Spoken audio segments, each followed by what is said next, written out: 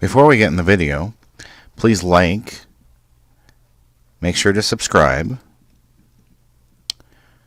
turn on your notifications, go ahead and leave a comment below,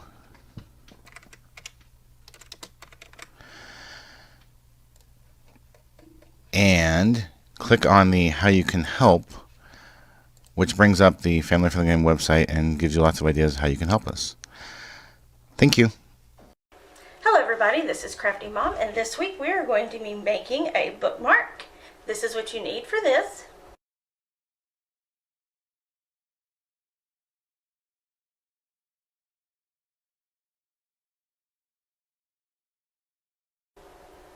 Okay, I'm going to set this aside. I had it turned backwards. It's okay. Okay, I have picked 2 colors of cording and 2 of ribbon. I'm going to do the corded pieces first. You're just going to, the thing you need to make sure you actually get cording, because the cording will not ravel as bad on the ends, which will be important when you're working on your project. You don't want to have to stop and put tape on it or go and burn your ends or anything. Okay, we're going to tie the cords together at the end, form a knot at the top, and we're going to cut our cording, make it a little bit longer than your book or journal. You can just be a place to put your stuff for your journals, just however long you want. I think I did this one about 12 inches, maybe a little longer. Yeah, it's a little bit longer than that. Okay, those aside. And then these are Sewology buttons. These are hearts. I got hearts and I got flowers. You could do whatever. If you're using a flat ribbon, you may want to use smaller buttons. You could actually sew them on the wider ribbon, but I'm going to use the flower buttons again. Use a pink and a green. On the backs of these buttons, I don't know, can we see, can the cameraman see the hole on it? They're clear, so it's kind of hard to see. Making sure y'all could actually see that. Okay. And you're going to take your cording and you're going to put it through this hole on the back. And pull enough through that you have enough to hold when you're tying your knot.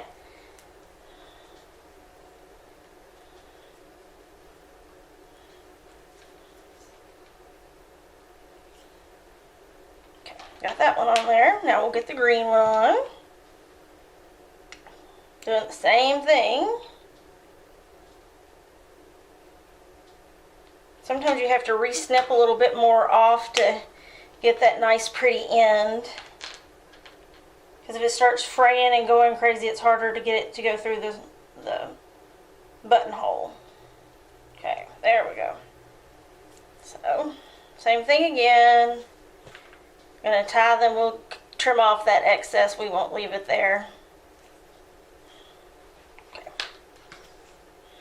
Just leave a little bit of that end on.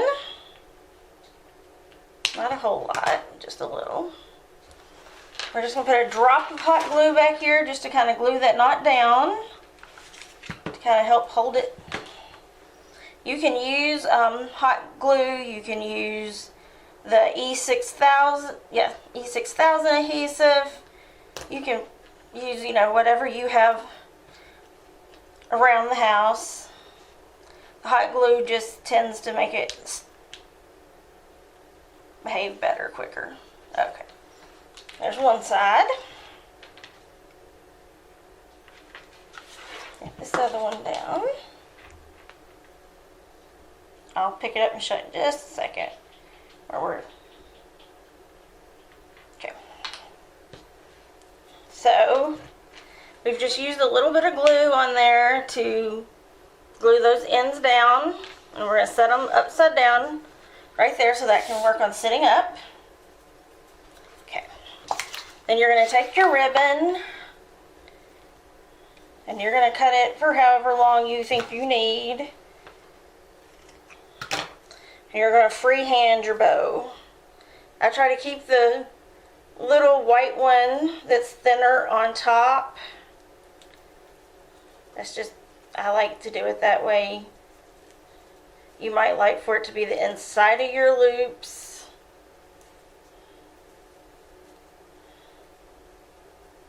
Okay. Here. So we're going to trim our ends to match a little closer. Tighten this up a little more so they'll stay in place. Okay, so you have your bow, and you're just going to, you remember you had your knot. So what I do is put the hot glue around that knot, and you're going to hot glue your bow. Woo, that hot glue is hot. Now you can trim your top little pieces so you don't have them as far sticking up here. And let's see, are we going to be able to hold it yet? Let's see here. That hot glue's not really good and dry yet, so I'm trying to be careful touching it. But there is your, hold on, I got a string from the hot glue. Okay, there is your bookmark, ready for your planner, for your journal, for your Bible, just wherever you would want to place it to keep your spot. And we're going to say goodbye and have a good rest of your day.